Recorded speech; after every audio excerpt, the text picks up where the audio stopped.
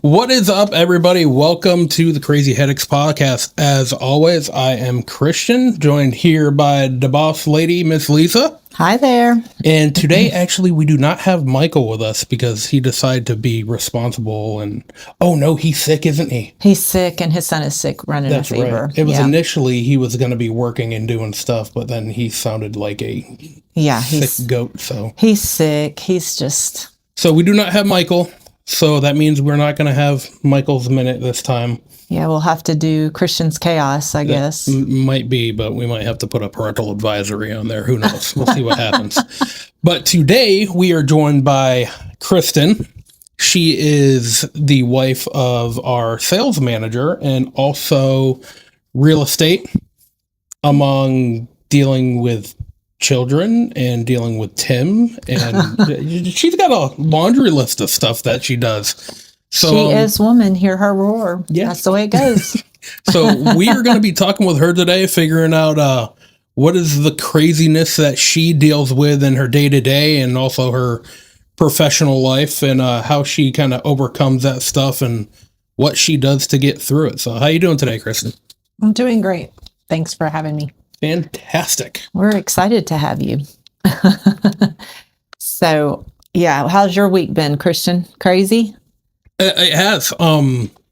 We have secured a new office. That's right. So that also means that the Crazy Headaches podcast now will have an official studio instead of us crammed into this back office here. And we're going to have audio, right? Video. Well, we always have audio. Well, video, sorry. Yes, we will be working to having a set with video, so not only can you hear our beautiful voices, but you can see our beautiful faces and this gorgeous beard, but I'm going to leave that there. Yeah, and Tori, called me yesterday, fussing at me because now she's going to have to change everything on all the documents again, and because she just did it a couple of months ago when we moved into this location. But I mean, the good headache in this is we outgrew this location so fast. Quickly. That we had to go and get that other one. And there's just, a couple things I have to God's good timing. It actually worked out for our good. You know? Absolutely. I mean, it's a perfect location. Oh, road visibility. Yeah. I mean, we look out the front window now and we're not looking at another steel building. We actually have a nice field and actually my office will have a window view. That's the one big thing about being back here. Yeah. Is I don't know if it's sunny out, if it's raining or what's going on. I do know when a rocket is launching because we got NASA right across the river from us. So this whole building shakes, but that's pretty much all I know that's going on outside. I hate the feeling of being in a cave. I don't do well when it's cold and when I have to be stuck inside. I'm like an outside person, but I don't like the cold, so don't want to be outside. Lisa's definitely built for Florida because it gets below 70 degrees and forget it. She's wearing a parka and hiding in the house and not going anywhere. Me and Paul have to do everything outside. Yeah. So. Kristin, how are you? You like it hot or you like it cold? I used to like it cold. Yeah. You guys are from up north too, right? Yeah. So again, more people from up north. Listen, you're from up north. Chris and Tim from up north. I'm the only southerner here. Taxes, all right? That's what I was. Where from up north were you guys originally? Kansas City. Okay. So, I mean, Missouri or Kansas? I know there's Kansas City, Missouri, and there's Kansas City, Kansas. The good side, the Kansas side. So that's the good side. Now I know that's the good side. All right. So, I mean, not as far north as I was. No, but still, none of these, I don't have. Still south of the Mason-Dixon. Well, still on your side. I don't have anybody that understands when I say get your goat. Like you guys were, when I said get your goat, you guys were like, what in the world? Confused. I literally I was going to go pick up a goat for you. Well, Paul wants a goat. You should get a goat. You got to get a donkey too. I want a donkey, but the goats are they are disease prone, and so then they get out of the fence a lot, and so Grayson has advised us not to do that. But You're letting your daughter advise you? Don't the parents She make is- the rules? She acts like she's the boss No, a lot okay. lately. She does act like she's It's the true. boss. My 5-year-old runs the house, so I can't even say that. Well, when Addie's over, he runs the house. You know, he's the boss, and they tend to get on to me because I let him kind of do what he wants to do. He's at Lala's house.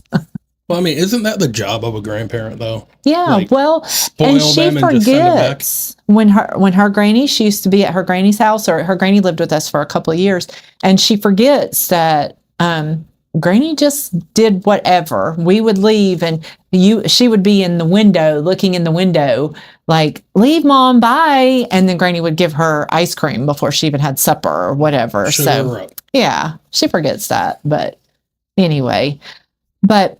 So what we're going to do is just let you kind of introduce yourself and talk a little bit about yourself, and then we'll get into some questions and,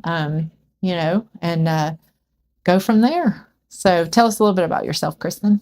Well, I'm married to Tim, as you said. We have 3 grown children, and we moved here a few years ago from Kansas City, Mm-hmm. which is where most of our family's at. Yeah. We do love to farm. I don't know if Tim was on the phone with one of you guys the other day whenever he was saying that we had chickens. We had to go get chicken feed. And then we have 2 German Shepherds. Nice. We have a full plate. Yeah, Stuff. we understand. I have a German Shepherd lab mix and a full-blooded German Shepherd that we just got. Definitely full-blooded, that crazy dog. So how do you keep your chickens alive? Because like I haven't been able. Do you guys keep them in a pen? Yeah, they're in a big dog run Mm-hmm. with cover. It's covered with the Oh, roof. okay. Yeah, I had. Y'all got a problem with coy dogs over in your area. Yeah, we got so- Cody's and Cody's and Bobcats. My shepherd is 150 pounds. Uh-huh. And if he hears any noise, he's caught a raccoon and a possum both in there. Does he stay outside or No, but he'll you wake us up. He'll wake you up. Yeah. Yeah, our dog does that too, but they're not fast enough to catch. Now Apollo is. He's fast. He's caught a Apollo's squirrel before. quick. Yeah. He's a boxer mix, but he's fast. He can catch one, How but many dogs do you have? oh, a lot. I don't know if I should say because I don't know what the ordinance is here. Allegedly. We're on a farm, and 2 of them don't count. We have two Chihuahuas. They're tiny. They're like one's 4 pounds, one's 8. Should be 4, but she's a chubby little thing. So technically, we have 4, 5, 6 maybe dogs. Something like that, give or take. I mean, but then like Nala's just chill. She really doesn't Yeah. do much. She's older, so she kind of just hangs out, doesn't cause a ruckus, and then Boo will just stare at you from across the room and feels like She she's doing sleeps a some lot. seance on you because she's got them red Chihuahua eyes. that- Mhm. I wonder if she's related somehow to my daughter's dog that's named Boo, because she does the same thing. She'll just stare at us from across the room. Yeah. Yeah, it's creepy. Yeah. She does that a lot. She just stares. Like I will play with their horses and their big dogs and mess around. That dog stares at me. I'm like, okay, I'm good. I'll step back. She used to be really friendly until she got down here. But I think it was because we came from a big house, a lot of land, and we came down here into a small house, and all the dogs were trampling over her. So now she gets where she kind of stays in a corner so she doesn't get near them. But where Bean is like, she's right in the mix of everything. She don't care. She is little zoomy. She zooms all around them. They can't even keep up with her. It's hilarious watching her with the big dogs. Well, seeing her now from when y'all got her, I Yeah. mean, I still got pictures of her sitting in the front seat of my Charger on a job site. Yeah. Because you had to go do something, and I was like, yeah, I'll watch Bean. And I just had this little, like, in the palm of my hand, Mm-hmm. chilling with me. Coolest dog, Yeah. So, but a psycho now. yeah. But your German Shepherds, how are they? I never realized we rescue all of ours. And so I never realized how whiny Mm-hmm. of a breed German Yeah. Shepherds are. Yeah. I love them. It's all we rescue. Our male whines more than our female. Yeah. And we just rescued Noodle is her name because Aw. she flops around like a noodle. Oh, So she's not very German Shepherd like, but they're good. yeah. They're crazy. Yeah. She runs around. They think she might be mixed with Malinois, and I'm like, no, please. Oh, no. wow. No. That might make sense if she flops around like that, because Malinois are doofuses. Like, She can also run just as fast backwards as she does forwards. Yeah. really? Wow. That's crazy. She's wild, and she doesn't really like run like normal dogs. Like she like flies through the air. That like, sounds like a kinda glides. Malinois. Yeah. For sure. Yeah, She looks like a deer, definitely. kind of when she. Wow. Definitely, there's Malinois on that, because those dogs just glide. They like just touch the ground just enough to get that next spring, and then they're back in the air. Yeah. That's her. Tori has a German Shepherd, and when I call her on the phone, her German Shepherd does not like her getting on the phone and will sit there and whine, but she sounds like a baby. She sounds like, that Tori has a small child. And I forget who asked me, but somebody said, does Tori have a baby? And I was like, no, she does not have a baby. And when I talked to her, it sounds like she's got a baby. I think Amanda asked that. Like I said, no, she's got a German Shepherd, and the German Shepherd sounds like a baby. And it is a big, huge baby. If I pull up my laptop, the bigger German Shepherd will come and put his head, which weighs as much as a Chihuahua, on my lap and try to nudge the computer off. Oh, yeah. And I'm like, okay, I can't work around you. I can't. No, phone calls are out. That's They hilarious. whine and nudge me. Well, that sounds like a headache you got to deal with then while you're trying to get work done. You got the dogs flopping all over you. And Yes. So what brokerage do you work at? I work at De Novo. Okay. That's a really good one. My son-in-law works at De Novo. And Awesome. yeah. So how long have you been there? Just since December. We Okay. made the switch in December. Nice. Because you came from EXP. with, Charles Fisher. we love Charles. Yes. Yeah. Charles is great. wasn't Paul EXP too? Paul still EXP. Oh, does it? Oh, he's just not active. Yeah. Yeah. No, he has never. We know Paul's personality. Paul's not really a real estate personality person. No, Paul, once Paul knows you and whatnot, it's all good. But he's not he's not going to go out of his way to be like. And he's not social media. He doesn't like post on social media or like photos or anything like that. No. So, I mean, he'll send You me have crazy to. memes and videos, That's but Tim. yeah. but you have to, like being a real estate agent, you have to be able to do that, right? I see You do. posts all the time. People are saying, I need a real estate agent. And then you have 500 people posting that. The amount of people. And then not even only them, but their friends that are like, oh, go to this one. So I'll see the same name like 30 times. I'm like, well, it sounds like you should go with that person. But then you find another name and all of their friends posted it too. So I'm like, I don't know who's really good or whose friends are just backing them up at this point. I always recommend people check with more than one. Yeah. Interview us. Yeah. Like find who like matches with you. Yeah. Because it's not a short process. And if you don't work well with someone, don't use them. Yeah, that's true. Because when we sold our house in Georgia, we had a real estate agent. I did not get along with him because he did not know my personality, because he wanted to control the narrative with everything. And that is not how I work. Yeah. If I don't want to do something, or if I don't like something, I'm going to question it. And he called my husband, and I was in the car. He didn't know I was in the car, and he called my husband, and he goes, I don't know how you deal with that woman. I was like, whoa, wait a minute. Uh-oh. Because I have a voice, and I'm not just going to, stand Yeah. by. And I wasn't being difficult in any way, shape, or form. But yeah, so you just have to, I get that. You have to mesh with the person's personality, and y'all have to have like kind of the same focus or idea of what you want. Yeah, definitely understanding. There's been clients where we haven't taken them on just because it wasn't going to work. Yeah. Or I'll refer them to someone that it would. Now, have you ever taken on somebody where afterwards you're like, oh my goodness, why am I doing this? Like, what's the craziest thing you've You don't ever have to done tell us with? who. Like, Obviously, yeah, no you don't have to names. name names, but I want to hear, because like in every profession, like everybody has that story of, good Lord, what did I get myself into?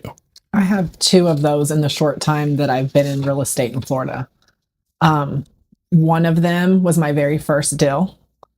She was screaming at me, cussing at me telling me that I lied, even though there was witnesses to everything that was said. Yeah.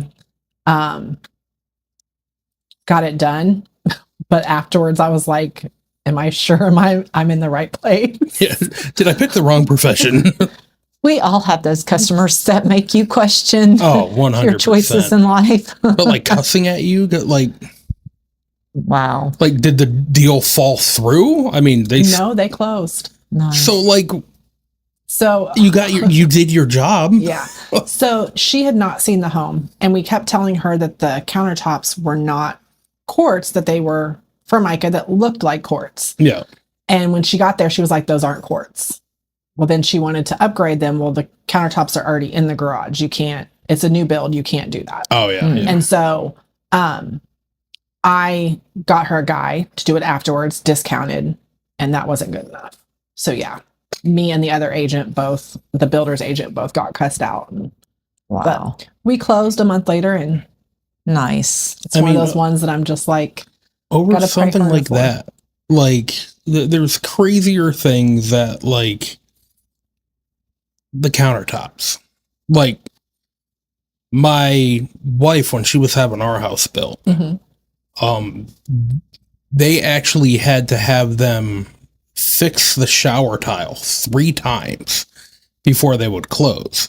Now, when it's something little, it's kind of okay, whatever, that's something. But I guess it was so bad, like the deviation of the grout line was so bad that even my father-in-law was like, yeah, that's not happening. We're not but they never got to the point of cussing them out. And I mean, I feel that's a bigger situation of having to redo whole tile in the bathroom than the wrong, like it just.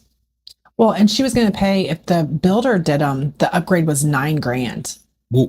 And I was getting her throughout the entire house for $4,000. Yeah. I would be giving you a hug. Yeah. I would be like, thank you. Yeah. So Yeah. people, But it doesn't it always seem like, especially like one we're dealing with right now, who we shall not name, that you go above and beyond and you do all these extra special things for them, and then they're just going to come up with something, sometimes not even truths, like with that, like it wasn't even the truth, but they're just they think it. I think they actually think it in their mind, but Yeah. it's just crazy. I definitely think that, and I have a heart of giving. Like, Yeah. I do. I want to give. But there definitely has to come that point where you're not dealing with people who are just takers. Yeah. Because they will just continuously take. Now, did you have did something tell you not to take on the client before you took her on? No. But when I left that interaction, I actually called Charles Fisher crying, and I had only known him maybe a month. Yeah. And I just told him, I was like, I'm done. I can't do this anymore. This isn't for me. And he walked me off the ledge. He's like, this is not you. This is definitely her. Yeah. And yeah, I was about to say, Charles definitely, he wasn't going to let you drop out like that. No, and he did. He helped me work through it, and we worked through it. I ended up giving her a little bit of my commission just to get the deal done and walk away. It's actually funny because people ask me if I follow up with all of my past clients, and I don't. There are certain ones that we just didn't mesh well. We got the job done, but it's not in their best interest or mine. Yeah. To work with them in the future. Yeah. Yeah, you did it. You're done with it. Move on. If you want to sell that house again, there's plenty of other phone numbers you can call. Look on Facebook. So what drew you to real estate? What made you? How long have you been in real estate now? I'm going into my 4th year. Okay. So I grew up in real estate. My uncle back home was a broker. Okay. And my entire family does investments. Okay. So there, I never really had to be involved the way I am now. Yeah. I got to kind of just be on the outside and invest and things like that. When we moved here, my daughter came to us and said that she was going to go to real estate school. So I looked at Tim and said, hey, I want to take this class. And he said, you're going to take the class just to take the class? It's how much? And I was like, yeah, I mean, I might like it. He's like, you might like it for that much? Can we find a cheaper class? Yeah. And I was like, no, I'm going to do it. So we did it. And I ended up with my license before her, about 5 to 6 months before Mia. Okay. But no, that's what drew me in. Nice. Yeah. Well, I can't believe you've only been 4 years. It just seems to me that you seem like a seasoned, seeing you on Facebook and stuff like that. I gotta love it. Every episode, it seems that at the 20-minute mark. Is that what happens? Yeah, exactly. At the 20-minute mark. And I was making sure I was looking at everything. But right there at the 20-minute mark, it for some reason it cut out and stopped recording and your mic shut down. So I think I might make an investment. Yeah. Probably soon to get a whole new setup. Because yes, we've worked out where you can hear people now. Yeah. But I don't want to be resetting the darn system every 20 minutes. So, but now we're back. We're back on. So where were we? But I was saying, it seems like you've just been in real estate your whole life. I don't know. Just you fit in really well. Your personality, as far as when I see you interact with other people, you fit in very well with it. So you enjoy doing it, I take it? I do. I love real estate. Yeah. I did not expect to love it. I actually got in, and the reason I went with Charles's group was because I was going to use my license only as an investor and not do the retail side. But I actually have fallen in love with the retail side and now do both. Yeah. So, that's what Paul did. That's what he wanted to be an investor only. He didn't want to sell for other people. But yeah, he gets upset though if I refer Ryan, and I'm like, but you don't like doing it, so why does it matter? You've been inactive for how long, and now all of a sudden He's never even sold real estate or shown anybody a house. But I mean, I guess anybody has to start somewhere. So I know a lot of real estate agents have talked about, so after COVID was really big for everybody. And so after COVID, it seems like there was a little bit of slowdown, and the interest rates went up, obviously. So did you have a slow period? And if you did, like, what did you do during the slow periods to kind of compensate, or how did you manage during that time? So I got in after COVID. Okay.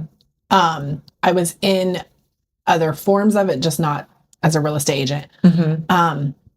There are definitely slow times. I feel like consistency is key. If you're not consistently advertising and, your name out there, consistent with follow-up, all those things, you're not going to stay busy. But during the slow times, I just lean to God. Yeah. Because ultimately he is our provider. He is who, gives me the strength to go through and do the things that I don't like about any job, but especially this one. So that's really what I do, is just focus on him and what his plan is and what his next steps are for me. Yeah. I feel you. I've been doing that a lot lately, sitting in silence, just trying to listen to God and what his plans are. But, what drives you to succeed, basically? I want to help people. Mm-hmm. And there are so many agents that get into it because they see selling the sunset. They see, HGTV, all of these things. And the unrealistic stuff that it happens, but very few and far in between. Exactly. And I feel like that a lot of the clients that I've met just haven't had someone sit down and listen to them, what they actually want, what they actually need, or helping those renters that generationally, like, no one in their family owns, and they don't think that they can own. Yeah. Like, seeing the smile on their face at closing day, like, there's nothing better than that. Like, helping people that truly need the help has been our focus. And in that, it's working with the right mortgage broker too. Do you have a couple of brokers that you like to work with that work best? We have a couple that we work with. That's been another challenge with real estate, is just finding partners that you work really well with. Yeah. We work a lot with Jennifer Klein. Oh yeah. I've heard a lot of people, they love her. Yeah. We worked with Elizabeth Cassidy. She made our deal come through when I think we probably shouldn't have, but she did a really good job. And she's kind of amazing too, because she is all over the place and has so many kids. She does amazing things, especially for veterans. Like, there's so much out there that she does. Yeah. We've closed 2 deals with her. Yeah. I want to say. Yeah. She's pretty quick to get. That's her big thing, done. definitely, with the VA stuff and I went to, well, I initially wasn't supposed to go. Tim and another one of our guys Lance. went. Yeah, and Lance. They went to it, but they forgot the stickers and stuff for the event. So I'm like, all right, I'll come and bring you guys. Well, somehow I got roped into giving a speech. That's because I was running late. I was trying to get there. Lisa was running late, and Tim happened to step out just at the right time. And Elizabeth looks over and goes, "Oh, got you covered, Christian. Come up." And I'm like, I came to drop off stickers. I was not prepared for this, but it was kind of good because I was able to then sit in there a little bit afterwards and listen to everything that she does. When, like, obviously she does mortgage stuff for people who aren't vets, but the amount and in depth she'll go into for our veterans to make sure, like, give them all the facts because they think they can only do this one time. And she's like, no, you can do it more than one time. And she kind of breaks everything down and helps educate them too, which I think is good when you have a mortgage broker like that. And then you have a good real estate agent to pair with it. I mean, you really can't beat it because, like, I see, like, real estate agents, like, you put a lot of trust into a real estate agent. You are basically telling them, I want you to find me my forever home. So I want to make sure I trust that person because I don't want them showing me a house that I'm going to have to put all this money into and whatnot. Yeah, I understand some older homes, you might have to do some updating. You might have to do this or that, but a lot of people nowadays aren't investors when it comes to that. They're looking for their home. And with today's economy, they don't have any crazy amounts of extra money to do stuff. So you got to be the person to find them that right home to where they're going to be happy, comfortable, and not spending crap tons of extra money afterwards. 100%. That's one of the reasons why we sit down with our clients and do buyer's consults to find out exactly what they're looking for. What are their deal breakers? Is a fence a must have? I mean, for you or I, that's something that we would have to have with dogs.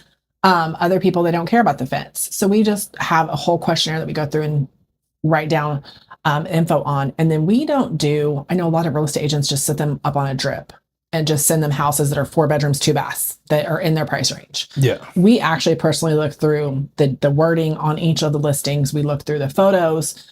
We look through all of those things to try to catch some of those things before we even show them to the client. Yeah. Because if it's something that needs, you can see the wood rot in the photos. Why are we taking them to that? They don't have that kind of money. Well, and also you could break it down because I know there's sometimes, probably more times than none, it's, hey, this house has everything on your list except for maybe this or that. So at least you're getting them 90% to everything they're looking for. And if it's something where, well, it doesn't have a fence, okay. A fence is easy enough to have put in, stuff like that. So I think the biggest thing I've ever seen with people is they're one thing they will not drive. If they want a pool, they want a pool. Don't you dare show me a house that doesn't have a pool because, I mean, pools nowadays, I said it. I said, I've been doing good. But, but it's like they don't want you to show them anything without a pool because pools are expensive. You're looking like 80 grand to put in a good pool now. We just had one quoted for our yard. Did you? Oh, I wanted to cry when I got the numbers back, but ultimately it wasn't as bad as I expected it to be because we included the cage and everything. Oh yeah. And it was still with the spa, the stamped concrete and all, it was still under 100. That's good. Oh, wow. Because I know I know our cage, recently our cage just got a tree fell on it. And so we're having to have the whole thing replaced. And just the cage itself is like $25,000. It's like, I was like, oh my gosh, but you need it because I love our pool without the cage because it's so pretty, but then it's so open now. So open and so many leaves. Oh, it is just trying to clean out the leaves. Well, sometimes clients can have unrealistic expectations. I know I did probably when, fortunately, my son-in-law was my real estate agent. So he would tell me straight up, okay, Lisa, I know you want a pool, but your price range right now, you're not going to be able to look at pools. So, but do you make sure that you let your clients know, hey, this is this is your price range. I know you want a pool, but I'm sorry, I'm not going to be able to show you houses with pools. Or do you just kind of like appease them, or, try to, how do you approach a client that has an unrealistic expectation? How do you do that? Honesty. Yeah. Just being honest, like beating around the bush or not telling them, hey, you're not going to get this. But like we have a client right now who wanted a pool, and that's just not fitting in his budget. There's one house in his price range that has a pool. Yeah. And it doesn't meet any of his other needs. And so we've explained to him, we've sent them all to him. We've said, look, this can also be a starter home. It doesn't have to be your forever home. Right. And we don't always get what we want in our starter home. Yeah. Or in our second home. And sometimes even our third home. Right. But building that equity and not paying someone else's mortgage. Right. I feel like is always, not always, it's the better answer for most people. Right. As long as you're staying in that home for a little while. Yeah. But yes, to address the question, I would just be honest with them and tell them this is how it is. Yeah. Because I know I've heard Brian tell stories about how, he tries to explain to some of his clients and they just don't want to listen. They're like, no, I want you to show me this house. So if a client didn't want to listen to you and just said, hey, please show me, I want you to show me these houses, it's out of their price range, and you know that they're not approved for it, would you still show it to them, or what would you do? No. And if it's insistent on seeing stuff outside of their price range, I typically let them know that I'm not the best agent for them and let them move on. Yeah, that's good, because then I think they get mad at you. Then after that, if you go and you show them the house, then they fall in love with it. And then they're like, why did you show it to me? 100%. We've had that happen in the past. Yeah. When we first started, I feel like most agents are like, we'll take whatever, we'll deal with whatever. We'll show you whatever. And or we're not going to, we'll throw show you stuff at the wall, see what sticks. Yeah. Yeah. Or even before the pre-approval, like we used to show people, oh yeah, let's just build that relationship. Now we do a buyer's consult. We get them on the phone, get them pre-approved, because I fell in love with a house that I couldn't afford at first. Yeah. And so it was like, I love this house, but it's out of my price range. Yeah. It wasn't here either. It was 13 acres back home. Oh, wow. So is that something where like, so me and my wife, we were kind of looking at other houses, and she's one of those, she'll look at these houses where she knows how I am. I like land. I grew up with a good amount of land, and she kind of knows the only thing I want in a house really is some land and a shop. I need a car lift. I do enough work on our own vehicles where, like, that's really all I want. And then the rest of it is, so she'll look at stuff and I'm like, oh, this is perfect. This is what it is. Oh, $2.3 million. That's not happening.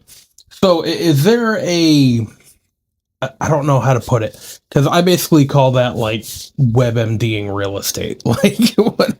Well, and like, is there anything like you tell your clients, like, listen, don't do that because you're just going to get your hopes up? Like, is there a certain spiel you give them to kind of help mitigate that so they don't kind of get their hopes up and think it's something that they're able to do? We try to keep our clients off of Zillow, Realtor, all of those, because a lot of those sites have those type of houses that are out of their budget, or the pictures make the house look better than what it is. Yeah. And we're able to see more details than the average person, but also like those estimates and everything just aren't realistic. And so we try to explain to them, our systems that we send you, the houses we send you, are the best fit for you. So, if you do get onto Zillow and stuff, just know that information might not be correct. Yeah. And so, or that you might fall in love with a house that's just unrealistic right now. Well, because I look kind of deep at when they say, oh, the property taxes are only this much. And I go, but wait a minute. Last time that home was bought or purchased was 6 years ago. The mill rate and everything and the value of that house has changed since then. I'm like, yeah, when that house was sold, I'm seeing houses that were sold 6-7 years ago for $150 going for $480 now. Yeah, so the property taxes are not going to be that $1,000 that it's showing on even Zillow. Though they've probably upped the value before,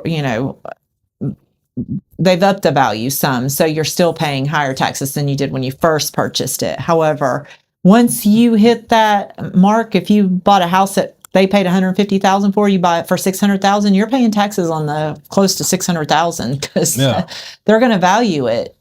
in the tax office. And the homestead, that's so important. We get that Right. a lot, especially from Northerners moving down. Well, what are the taxes? Well, the taxes aren't like they are in some other states. A lot of other states don't have the homestead exemptions to the level that we do here. Correct. Yeah, we didn't have them in Connecticut. And Not that so- I know of, but Yeah. I mean, we had them back home, but they weren't to the level that we have them here. Yeah. And I've watched them go from a client who had 4 or 5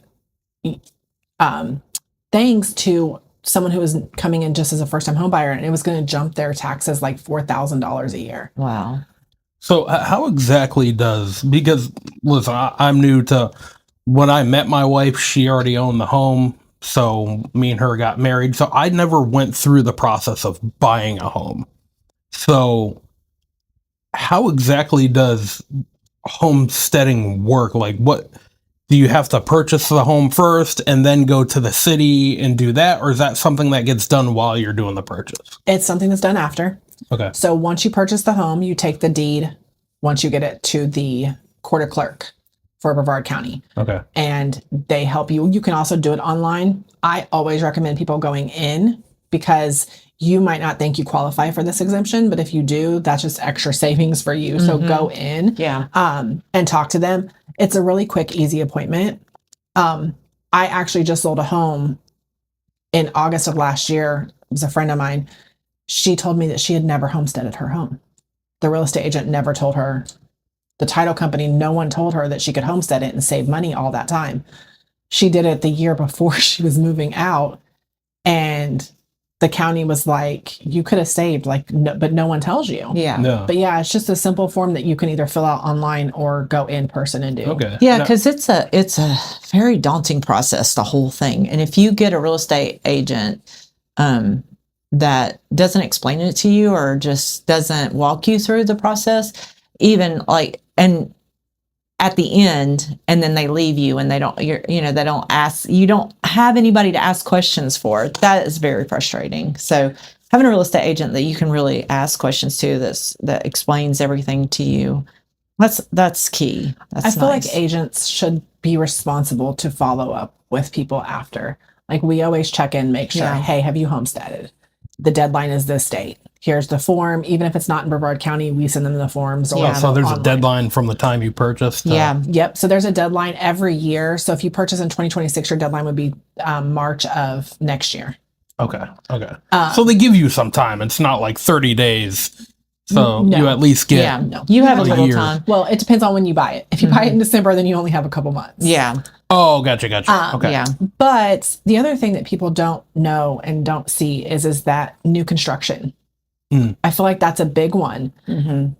People see the taxes on a new construction home, and lenders, not all lenders, they're not all created equal, but a lot of them will not tell you that your payment's going to be $2,100. But when that house is, or the taxes are recalculated on the house when it's built and not just the land, The land. Yeah. your payments are going to go up by $400 or $500. Mm-hmm. Yeah. And a lot of clients will be like, well, and I see it on social media as well. Like, I didn't know my payment was going to go up. I can't afford this. Mm-hmm. This was not in my budget. Yeah. And it's sad because that's something that should be disclosed to them as well Yeah. from both the real estate and the lender. Yeah. Now, is that with homesteading, like, say, for example, my in-laws had left the house to my wife and her sister when they pass. Her sister does not want to come back to Brevard County. She's staying in Tampa. So essentially me and my wife would go into there.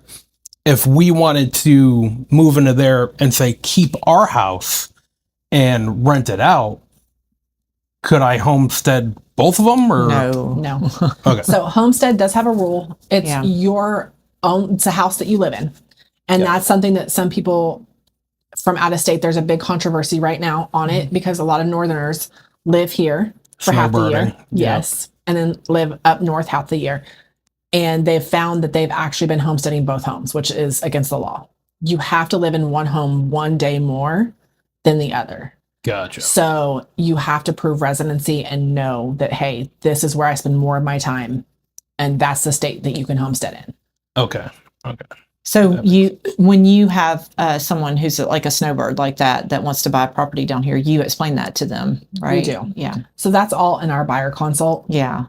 And our buyers and sellers have different consults, but they get a notebook at the beginning and then they get a notebook at the end of things that they should know. That's nice. So you guys really make sure they know everything going into this. Like, you guys really aren't hiding anything. You're making sure they're informed right off rip so that these crazy questions don't come up afterwards. And of course that they still do, but we try to eliminate all of them, and we're always updating it, even from like own experiences or friends that have experienced stuff in other areas, even in the state. But yes, we try to make sure that our clients know everything, and we're always available. They can always call us and ask us those questions, even if it's after closing. Yeah. So in honor of the podcast, the name of the podcast, what's one of the craziest headaches that you experience, that maybe your top headache that you experience that you, and how do you deal with it? Other realtors not answering their phone. Like if you're the seller's agent and you're trying to contact the buyer's agent. It goes both ways. Or even trying to show somebody else. Yes. Yeah. I've had it to where I've called on listings, haven't gotten calls back. Called multiple times trying to show a client, and they just will not respond. It's like, how is your like, you're not doing your job. Yeah. Or as the seller's agent, I'll ask for feedback. Hey, is your client interested? And they'll just completely not respond. Huh. Or or people, I've even had people send offers, and then like, I'm like, hey, can you get on the phone call for real quick? Let's just talk and see if this is something we can make work. And they're like, no, I'm busy. I've listened to, voicemail of agents saying that they only work 8 to 5. I'm like, how can you only work 8 to 5? Like, if your house needs to be shown, like, and you're a listing agent, I feel like that is the most frustrating thing, the biggest headache in our field. Well, and you would think too, I mean, real estate agents work on commission. You would think they'd want to answer their phone and get that house they're trying to sell sold. So if you got another real estate agent calling you saying, hey, I have somebody interested in this home you have on the market, they'd be willing to be like, when do you want to meet? Instead of ignoring the phone call. Yeah. Like, text. There's been times where literally we could not get text or anything. It's just, and then they wonder why people compare us to used car salesmen. And it's sad, but it's like, if every single realtor got up and treated it like a business, I feel like it'd just be a better industry. Yeah. That's you'd be surprised. Blows my mind. Like, yeah. My question is always, I literally look at Mia, my co-agent, also my daughter, and I just am like, I wonder if the sellers know. Yeah. I wonder if the sellers know, because my sellers, like, I talk to them weekly. Hey, this is what's going on. This is what needs to be done. This is where we're at. Communication. Like, yes. Yeah. And if you're just not answering your phone, it's. Yeah. Cause well, if you're the seller's agent, you're trying to contact the seller's agent and you want to make an offer on the house, they won't answer the phone, and then you move along to another house. They just lost the deal for that client. That's crazy. We've actually had that happen. We had a client that was coming into town and wanted to see a few different houses. And I get there's certain circumstances, like tenants, stuff like that. Like, you can't force a showing in a certain amount of time. But when we're trying for 4 to 5 days and not getting any response by voice, text, emails, nothing, we don't get to show your property, and then the client moves on to something else. I guess that's with any industry. You have a fly-by-night real estate agents, you have fly-by-night roofers, you just have these people that, just get into it, think they're gung-ho about it, but then don't like there's actually work you have to do. You mean I got to work at my job? I thought people just came to me. It was glamorous. I'd do Facebook posts and everything would be grand. You actually brought up a good thing, like when, like, say they have tenants and stuff like that. I was always curious, like, how does that work if, say, that tenant has a 1-year lease on that house, and say 4 or 5 months into that lease, the owner decides to sell, but the people purchasing the house, they want to move in. Like, how do they evict them? Do they have to let them stay the rest of that year? Like, how does that work? So it's supposed to be in the MLS.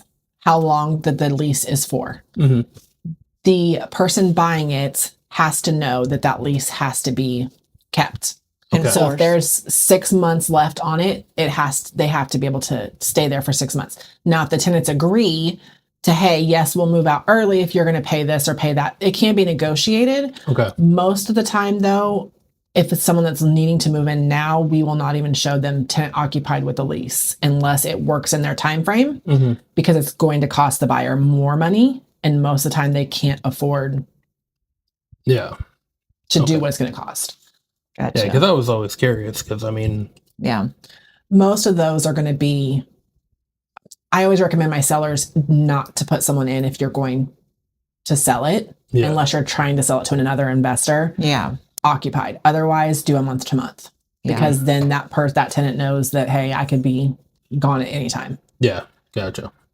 That makes sense. Have you ever had to deal with like a squatting situation where you go to show a house and there's somebody in there and you're like, oh, the hell? So, we showed up an hour before our final walkthrough on a house that had been vacant for a while. And this was a first-time home buyer. And we get there and there's a drink outside and some socks right by the hose bib. And I look at the person I had with me and I was like, there might be somebody here. And we open the door and we watch the person take off running from the backyard.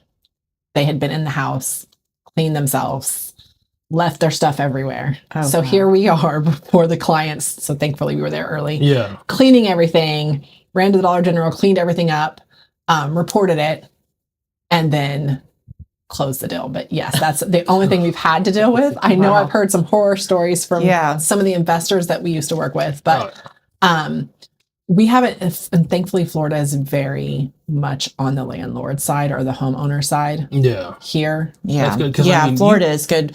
Georgia's not like that. Well, and you hear those horror stories like in California where, you can't get people out. Yeah. They're not allowed to kick them out. Technically, like they have squatters' rights, which I think is a myth. That's ridiculous. Like you shouldn't be able to just go, well, I live here now and can't do nothing about it. What's stopping everyone from just going to California and renting an Airbnb and just, I'm going to stay. Staying. I've read about horror stories about that. People who went into an Airbnb and they just decided that they were going to stay, and they just happened to be in one of those states where you couldn't kick them out. So they were staying, not paying, just staying for years. I saw, I was on TikTok the other day, and there's this guy who rents different Airbnbs, and he had this family that was in there, and he's like, hey, you're 24 hours past like your checkout. And no response, and he contacted Airbnb, so Airbnb tried to contact them, and no response, this and that. So he was like, I don't want to threaten litigation. He's like, because sometimes that makes them like ground themselves even harder, this and that. He's like, so I got to figure out. So he just told the people, he's like, listen, I understand if maybe you didn't realize it. He's like, but you are 24 hours past. And he's like, there is a group of frat members that are coming that rented this for the rest of the week, and they're on their way, and they are big dudes. So it might be better. He's like, I'm just letting you know that they'll be there by like noon. He went by there at like 11:30. They were gone. He was like, so sometimes you threaten them that there was just big frat guys coming to party, and he's like, they were out. So he was like, that's kind of my thing. He's like, I'll say there's other people coming and this might cause an issue, because usually those people, they don't like that direct confrontation. So, there's people showing up. I got to go. What happened to the golden rule? Like literally growing up, I feel like there was so much just respect for one another. Oh, it's gone. And now people like, they just don't like, they don't care that it's your property. They don't care. Yeah. We had a house that we have listed that agents have left lights on. They left the door wide open. Thankfully, I went back by to check it. I'm like, this was your home and this was your like your stuff in it. Well, I think part of it is I blame it on gentle parenting. I was going to say that gentle parenting. Honestly, because some of these kids, like, people get mad at me. I don't care. like, they didn't get hit. Like, well, I grew up in an era that our principal had a paddle, and like elementary school, like we were afraid to do anything bad because our principal had a paddle. And, if you did something wrong, but, I don't know if I'd go to that extreme, because if anybody tried to spank my child like that, I'd be, whoo. Well, you think back in the day, like, not even parents are able to. But yeah, parents aren't able to, because there's so much on social media that if you're disciplining your child, you've got somebody that's going to intervene, and they don't, sometimes they make it bigger than it is. Now, there is abuse. So there's a fine line, though, and it makes it really hard that you can't discipline your children anymore, and they get away with whatever. And you see it on TV and social media all the time, how people are so disrespectful, and they get in your face, and they're just doing things that you just wouldn't do. I remember growing up where if we mouth back something like that, we got that bar of soap. We got smacked in the mouth. I never had to do anything to Grayson, but I would give her this look. Paul can tell you about the look. I'd give her this look, and she was fearful, and she didn't do anything. But you can't, if you're Bible ridden, in the Bible, it says you're supposed to fear your parents. You're supposed to do that, and I feel like there's no fear of parents. And, if, for instance, my grandson, I want him to be afraid that if he doesn't listen to me, something's going to happen. They don't have that. And like, if he ran out into the road and he's not listening to me, I'm not going to do anything to him. I was playing with him the other day. He kept throwing lights in my pool. And I was like, little man, I said, if you don't quit that, I'm going to beat your butt. He goes, beat your bum. Beat your bum. Is what he kept saying. Beat your bum. Afterwards. Yeah. I was like, he knows good and well I'm not going to, but it's just that just a little bit of fear doesn't mean you have to do anything. You think back in the day, even like if you were acting like, say your mom was at this part of the store and you snuck off with your brothers over here and you were acting up, like another parent would be like, hey, and our parents would thank you. And then when we got home, it was all over. Yeah. Nowadays, if somebody does that, it's, how dare you talk to my kid like that? Well, your kid's an asshole. Sorry. So pardon my French, but funny story. I was sitting at a Quick Trip back home, and a lady starts walking out with my son. He was probably 11 or 12 at the time. And I'm like, put my smile on, hung up the phone with Tim. And I was like, yeah. She's like, is this your son? And I said, yes, ma'am. She said, I just want to tell you, he has more manners than I've seen in any other kids. And I'm like, yeah. I took a deep breath and I was like, thank you. I looked at him and smiled. Anxiety came down a little bit. I was like, oh. Yeah. But my kids will tell you, they walk through the store and they'll say something. Even my kids are raised, like, my son will be like, looking at someone who'll be like, right in front of the parent. We watched a kid smack a mom the other day. And he was like, I wouldn't have teeth. Yeah. Right? And I was like, he was like, no, it needs to be said. And I'm just like, yeah. Yeah. I mean, you see that kids disrespect their parents a lot. It's just a respect thing. I feel like, and I feel like a lot of social media and just the environment now, but we're taking Bibles out of school. We're taking Bible out of, everything. And when these kids don't have a foundation and morals and values, yeah.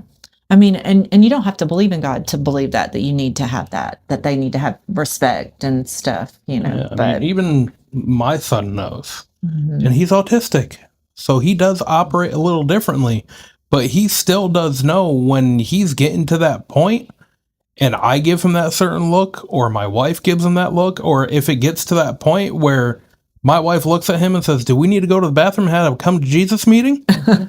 He knows, okay, I got to calm down now, because my kids always just watch to make sure I'm not reaching for my shoe. Well, I grew up in the country. It's a switch. They take a switch off the tree and you knew you were in trouble. I having to pick my switch. So let me ask you, I know that we were talking about Charles earlier. Was he your mentor? Is that who you consider your mentor in real estate? So him and my uncle are the two that I still to this day look up to. Like, they are both very knowledgeable and just, I don't know. Charles, he's like family. Yeah. I miss him a lot. Like Yeah. the moving and leaving EXP was very hard because of Charles. Yeah. I told Tim this the other day. I actually went to the Christmas party after I had left, but he's so full of knowledge. And I feel like so many people they say they want the knowledge, but then they don't get in the room. They don't go and take the time to learn. Mm-hmm. And I feel like just future generations, and I'm guilty of this as well, like I could have learned so much from my grandparents, but now they're gone. Yeah. And once that knowledge is gone, if someone doesn't take the time to absorb it and pass it down, it's just gone. Mm-hmm. Well, like, I feel like Charles has so much information that he does charge for, but he also gives it for free a lot. He does. I mean, he has been so great to Paul and I getting our roofing business started down here. You know, I met Aaron at church, and then from there, Aaron introduced me to Charles. And Paul was trying to figure out, like, where am I going to put my real estate license? And we met Charles, and Charles like, yeah, I mean, you can come here. He was just very open and welcoming, and he's just so willing to mentor anybody with anything. You know, he's great, and we love him. He's been very faithful and loyal to us, but he's given us a lot, and we're grateful for it. I'm forever grateful for him. Yeah. And the lessons that I've learned, and he's definitely someone that I want to keep in my circle. Yeah, forever, for sure. Because he's a really good person, and he does charge for it. But yeah, I mean, there were so many times that I left the office, like, just the amount of knowledge and stuff that you get for what he charges, it's mind blowing.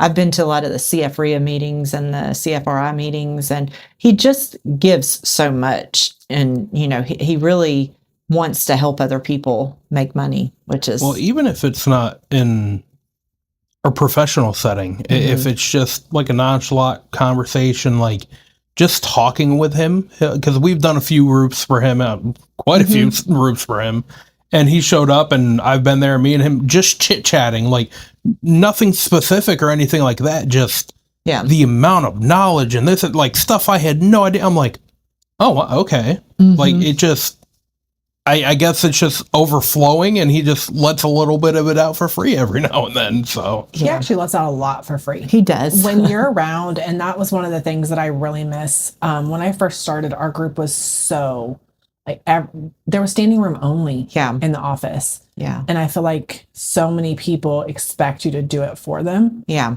And so those start to weed out. And like I said earlier, that was the hardest decision. Like, I literally cried because I felt like God was pulling me in a different way. And I was like, but Charles. Yeah. And it wasn't EXP, like, nothing against EXP, but it wasn't them. It was him and the knowledge. And when I first started, I actually scheduled 6 meetings with different brokerages. Yeah. And after meeting Charles, I canceled all of them. Yeah. Because it felt like a family. Yeah. Yeah. I agree. Would you want to, or have you been a mentor for someone? I have. When I was with EXP, I mentored a handful of agents. Yeah. I've taken a step back from mentoring. Yeah. So something that you probably don't know about me, before doing real estate, I was in childcare. Okay.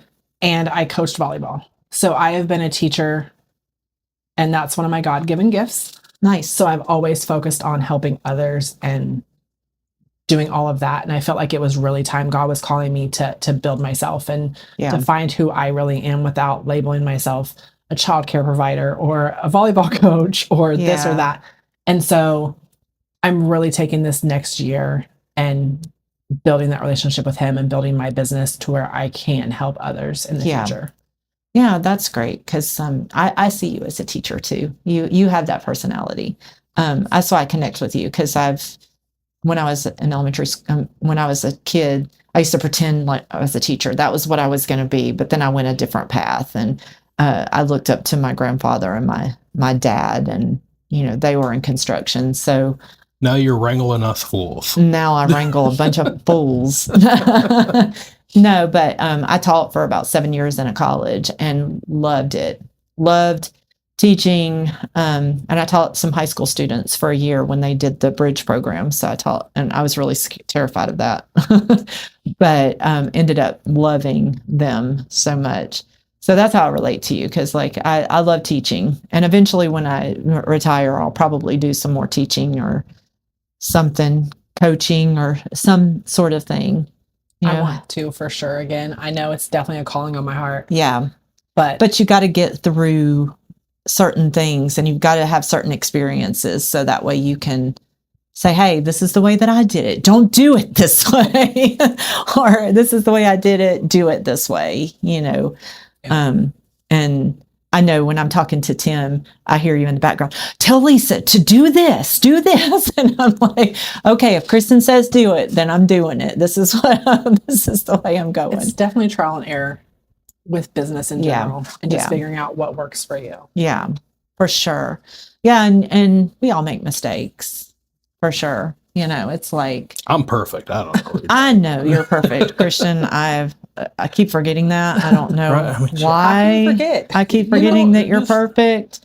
But we just all make mistakes, and we just got to not be fearful of mistakes. I think that's the one thing that I've learned in business is just make a decision. You may make a mistake. You may pay for it, but just be willing to take whatever. Growing up, I was always like, I don't take losses. Yeah. And I still don't. Yeah. So I've changed my mindset on that. I'm not perfect. Yeah. Unfortunately, I haven't made that yet, but I learned the lesson. Mm-hmm. There's a lesson in everything. Sure. And if it doesn't work out, why didn't it work out? Yeah. How can I make it better next time? How can I be better? Was it me or was it something else? Yeah. Use it as growth. 100%. Yeah. Yeah, for sure. I was there too, because I had a 4.0 grade point average. If I got anything other than an A, I was mad. You can ask Tim about this. I called him crying one time after a Spanish test, and I was bawling, bawling. He's like, what's wrong? And I was like, I got a 98%. And he said, what did you just say? And I said, I got a 98%. And he's like, I'm hanging up now. Yeah. And it ruined my day. We took a class together, and he told me one time only, because I would not study. I would literally it's just my brain. I can skim through and find things. He studied for hours, and he got a C and I got an A, and he was so mad. I was that's so funny. I knew because that's the way I was. That's exactly. Everybody would get upset at me. I'd be in class and I would just skim through, and I would take the test and I'd make 100. And even one of my instructors, when we were in a real estate class, I was in a real estate class because I appraised houses, and I just skimmed through. He was lecturing. I wasn't paying attention. I was doing hangman. And my colleague next to me, he's like, stop, I got to listen.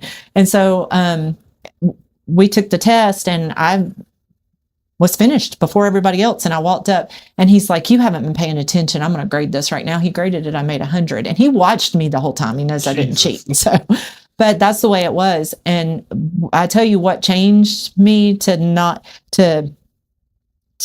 be able to accept that you're not perfect is my traumatic brain injury. Right after that, when I had a photographic memory after that, I really had to look at stuff and kind of study. I still have that kind of I can skim through and know what the important things are. That is innate, I think. But it's just way different, and you have to accept that. It took me a while to accept it. I think that God sometimes allows things to humble us. Yeah. Because I was very much that way until my car wreck. Yeah. My car wreck, it was right after we bought our house, and I couldn't process stuff. I would have to read things 30 times and still wasn't processing. Yeah. And I was so down on myself because I'm like, this is not me. This is not okay. What's wrong? But it was the traumatic brain injury. And through healing, it's gotten better, thankfully, but it's definitely something that changes the way you look at things. Oh, for sure. Well, I mean, with me, it's... You were born with a brain injury, right? I think I had been dropped. I don't know. Your mom My parents will not admit to it, but I swear I was dropped. Your mom always says she never had enough prenatal care. That's what she said. Well, I mean, with me, it's... I was never the sit down in school and learn from a book kind of person. Yeah. I've always been a hands-on learner. Once it was hands-on, I was blowing everybody out of the water. But if you handed a textbook to me and said, oh, we're going to have a test on this next week, I'm like, well, you might as well put an F on that right now, dude, because it ain't happening. So, like, with math, always difficult for me. But my teacher loved her, realized I was a hands-on learner. And we were doing fractions and stuff like that. And she asked me to stay after one day, and she's like, I got a quick question. I'm like, what's that? She's like, you're a hands-on learner, right? I'm like, yeah. She goes, we're doing fractions. She goes, I want to try something. She's like, this next test, do not use those T whatever calculators that they had and whatnot. She goes, I'm going to hand you a tape measure. She's like, look at all those problems as if you're building a house, and that's the lumber and everything you need to cut for the house for different parts of it. And I was like, what the hell are you talking about? I'm like, she's just try it. So she sat down next to, because I was trying to convert that in my head. So she grabbed it and she just read the question. Because me, I'm reading it word for word, and it's throwing me off. She's reading it of, okay, you have this many pieces of lumber at this length, they need to be cut. And with the tape measure, I was throwing it all out to her. And she handed me back the paper. She's like, you got 100. So all of us learn in different ways. So my parents, like, there's a lot of parents that are on their kids like A's and B's. B's at the least. Anything less than that, you're grounded. My parents were like, pass it. Passing grade was 65 at my school. They're like, get at least a 65. Just pass it, please. Because they knew once I got out of high school, I was going to thrive a little bit better, because at that point, I'm now going off to do the things I'm interested in, the hands-on learning. And that's what I did. I went to the fire academy. I went into EMS and doing all of that and everything, because I was interested in all of that is hands-on learning. I was excelling at it. I think that our school systems fail our kids. Oh, sure. Yeah. I was actually going to be a teacher at school, Me and I also. dropped out once I went through my student teaching, because I'm like, you cannot ask kindergartners to sit still this long. Like, what's wrong with you? Yeah. They need to be doing something. My son is very much that way. We took him out, homeschooled him, and allowed him to focus on, and we all have gifts, we all have strengths. Yeah. And that's what makes people so valuable in God's eyes. Like, we all are different. And you know, a lot of people couldn't do childcare, or real estate, or roofing, or what. I'm not getting on those roofs. I can't handle my 10-year-old and my 5-year-old. I would never be.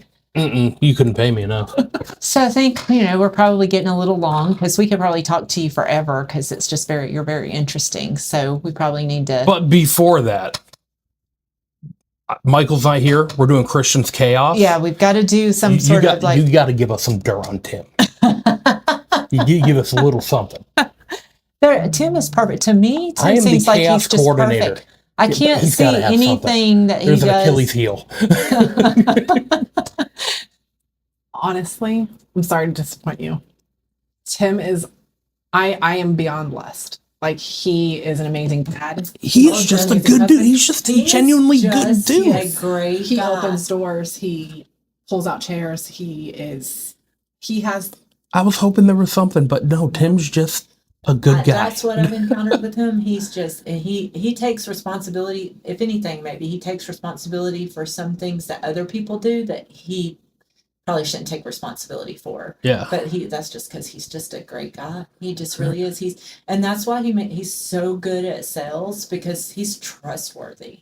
And that's why I love that he's my sales manager, and that anybody that we bring on board for sales, he's going to make sure that they are like that. That's what we wanted. He has the heart of God. He really does. Like, that's his focus. Yeah. It stopped So again. sorry. Yeah, it stopped again, but it's okay. I'm going to get this all figured out. I'm right here on it, because, you know, it's just. See, you should have bring the chaos for yeah, Tim. Exactly. Tim wasn't going to bring any chaos. Yeah, exactly. All right. So you probably, I mean, they could probably still hear you. It'll be a little quieter because my mic was still picking you guys up. But yeah, so I guess the first iteration of Christian's Chaos fell flat on its face. Yeah. Because Tim's just a good dude. Yeah, he is. He is a really good dude. We're very blessed that we have him. Of course, we were begging him for about a year to come to work for us. I know. So, but because Tim is such a good guy and he honors his commitments, he didn't come right away, and we're just glad he actually came at the perfect time. Sometimes he honors them to a fault. I guess that's one of his things is he does. His commitments are his commitments. He honors them. I don't know if he told you what I told him whenever he came over here, though. He might have. So I told him, I said, Tim, I said, this is his last time. It is. Yeah. If you move again, you're going back to the truck. Oh, no. He did tell me that. Don't do that to the man. So, hey, I love that because that makes him that much more committed because I know he doesn't want to He's not get going in the truck. anywhere. No. Yeah. But we absolutely love him. And God leads his steps. And that's why we love him, because we know that, last year we had a few not so good decisions as far as people coming in that, didn't treat our customers the way that we would have loved to treat our customers, and we are, when we hire people, you're a reflection of them. They are a reflection of us. Yeah. Hey now. And you can only control so much, but when you find out and you have somebody, but we were so blessed that Tim came in and filled that gap, because now it is exactly what we want for the company. And since he's come, though, we've had a lot of the devil attacking us, and that's what makes me think too, that we're doing something right. And there was one time I grabbed something out of his truck, and no, actually I had to drive it back from here because he was helping out Tommy, and he's like, I'm sorry, the truck is a mess, this and that. I'm like, I got in it. I'm like, you haven't seen Christian Chaos mess. There's times I usually am on top of trying to keep my truck clean, but then it just goes off the rails and you're going from job to job to job and stuff piles up, and then you got a 5-year-old in the back that must have his Dunkin' Donuts. And I look back and I'm like, where did my back seat go? So Tim does that at home too. Even though our kids are grown and live with us, he will come in and just start washing dishes and cooking and cleaning. I'm telling you, he is as close to perfect as I can get. So, what advice would you have for someone about finding out what their purpose is in life? What advice would you have? This is a hard one because this is what I went through just a few years ago. Really, for me, I seek God because I want God's will, which I think is important for everyone. But if they choose not to believe, just really looking at what gifts you have, because our gifts have a purpose. Right. And so really evaluating what gifts you have to offer the world and how you can make the world a better place. Yeah. Love it. Yeah. Because this would be where Michael would do his Michael moments and read his little speech. Yep. And listen, I am no philosopher. But by any stretch of the word. What I say is just trust in yourself and trust your gut, because I know there is a lot of fluff in the world, and you see a lot of things on Facebook. People's lives look amazing, and then you start looking around. Don't ever compare yourself to anybody else. Is the way that I look at it. Just grass isn't always greener. Just trust in yourself, and all we can do every day is just make ourselves better every day. But figure out what it is that you love doing, and the more you help people, the happier you are. And if you want to compete with somebody, compete with yourself. Exactly. Yeah, that's the way I feel too. It's but it's so easy. I'm not going to lie. I'll see a roofing company on Facebook and I'll be like, oh man, why are we not doing that? But we're different. So, and I embrace the difference, and we should all embrace the difference and just live life the best that we can, and don't get mad at yourself because you make mistakes. We all make mistakes. There's not one person on this earth except for Tim that's perfect. And me. Oh, and Christian. But we all make mistakes, and just keep going and, keep loving yourself is the main. Love yourself and love everyone else. If you don't love yourself, you're not going to be able to love others. You'll love them in a different way. You'll love them to get validation for yourself, and that will never work. But you've got to, and I love that you're doing that, trying to figure out yourself and figure out how to love yourself, and that way you can be a great mentor later on in life. Well, I have enjoyed speaking with you. You are a great person, someone great to look up to. And I think whoever becomes your mentee would be very, very lucky to have you. And Tim is very lucky to have you as well. So I know you say you're lucky to have him, but I've told him this before. He's very lucky to have you. And our husbands are a reflection of how we are in the background. So, but we do appreciate you coming on. Thank you for having me. Yeah, it's been a great conversation. And so everybody out there, hopefully you learned something from Kristin and from Christian and his chaos. We're so sorry we don't have Michael's moments, but we will have them next week. Yep. And we love y'all, and keep supporting us. And we can't wait till the next person that we interview. Thanks a lot, Kristin. We appreciate it. Thank you. See you on the next one, y'all. Bye. Bye.